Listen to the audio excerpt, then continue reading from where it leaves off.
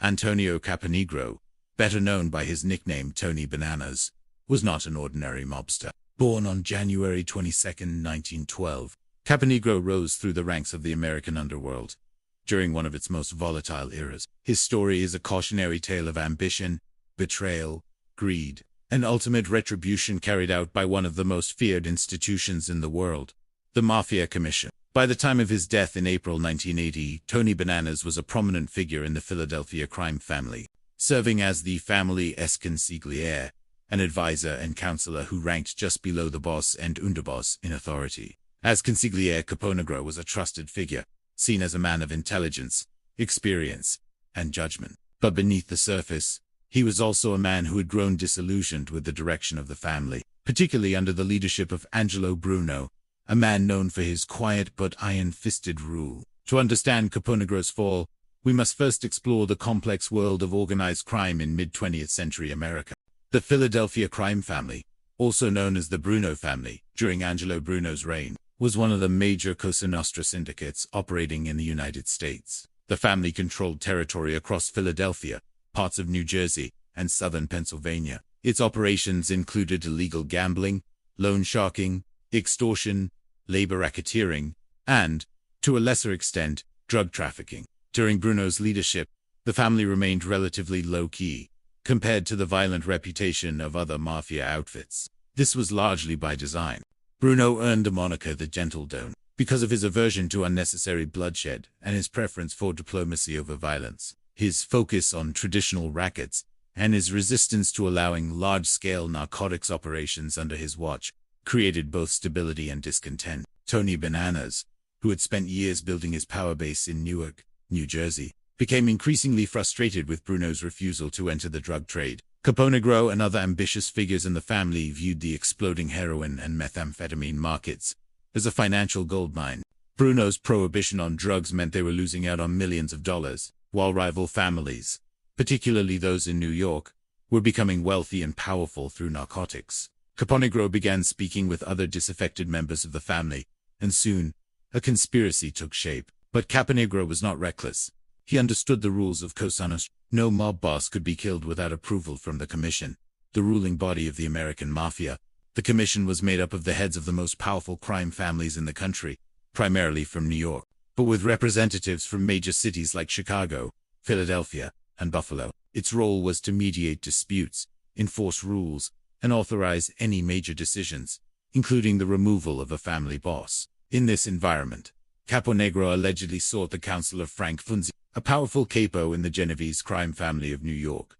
Thierry had his own reasons for wanting Bruno out of the way, though the details remain murky.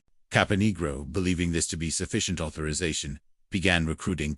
Among those brought into the plot were his brother-in-law and two other high-ranking Philadelphia mobsters, Frank Sinden. Together, they began planning the assassination of Angelo Bruno. It would not be a dramatic or flamboyant killing. The conspirators intended to strike quickly and quietly, believing that with Bruno gone, Caponigro could assume leadership of the family and steer it in a new direction, one that embraced the profitable narcotics trade. On the night of March 21, 1980, Angelo Bruno was sitting in his car outside his home in South Philadelphia. He had just returned from a meeting. Next to him in the passenger seat was his trusted driver and associate, John. Without warning, a shotgun blast rang out. Bruno was struck in the back of the head and died instantly. Stanford, though injured, survived. The killing was clean and efficient. No witnesses came forward, and few clues were left behind. The next morning, the news spread quickly through the underworld. Angelo Bruno, one of the longest-reigning bosses in Cosa Nostra, was dead. The mafia community was stunned, not just because of the killing, but because of the implications. A boss had been murdered.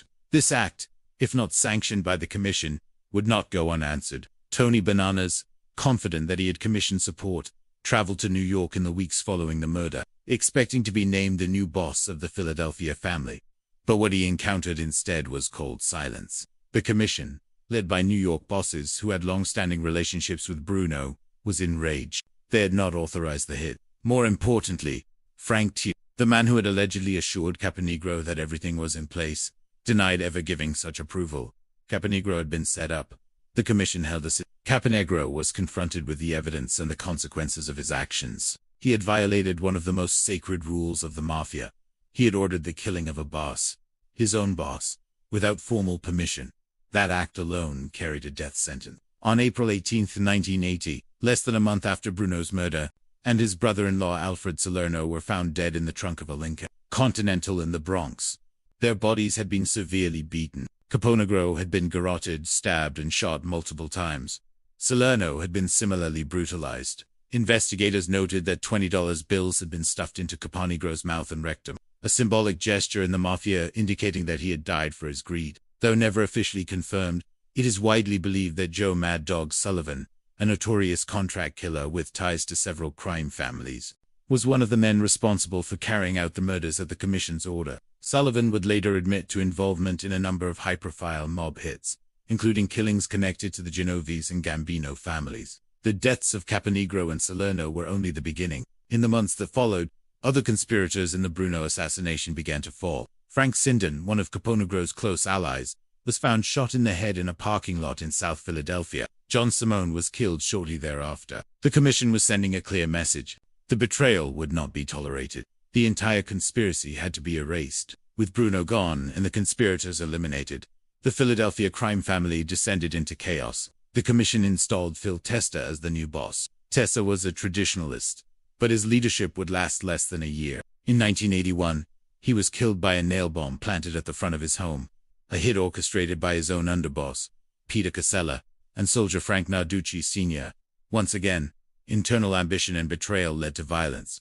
In the years that followed, the Philadelphia family became one of the most volatile in the country, plagued by civil wars, turncoats, and federal prosecutions. The brief stability of the Bruno era had given way to disorder. Tony Bananas remains one of the most infamous figures in Mafia history, not because he was the most violent or most powerful, but because he dared to defy the Commission and paid for it in the most brutal way imaginable. His ambition blinded him to the dangerous realities of mob politics. He believed he could outmaneuver the old guard, leverage promises from a New York capo, and seize control of a major crime family. Instead, he walked straight into a trap. To this day, no one has ever been charged in connection with Caponigro's death. The code of silence held strong. Witnesses, if there were any, said nothing. The investigation went cold, as so many mob murders did during that era. Law enforcement suspected who was responsible, but without cooperation or concrete evidence, there was little they could do. The story of Tony Bananas Caponigro, serves as a chilling reminder of the rules that governed the Mafia. The mob operated according to strict internal codes. Violating those rules, especially those involving respect, loyalty, and chain of command, could carry deadly consequences. Caponigro's rise and fall illustrate the thin line between power and vulnerability in the underworld. As consigliere, he had influence, respect, and authority. But in a single decision, driven by greed and resentment, he crossed a line that could not be the execution-style killing, the symbolism of the money stuffed into his body, and the silence that followed all reinforced the message the Commission wanted to send. Not just to but to every other mobster across the country. Breaking the rules meant death. And no one, no matter how high-ranking, was above the law of the Mafia.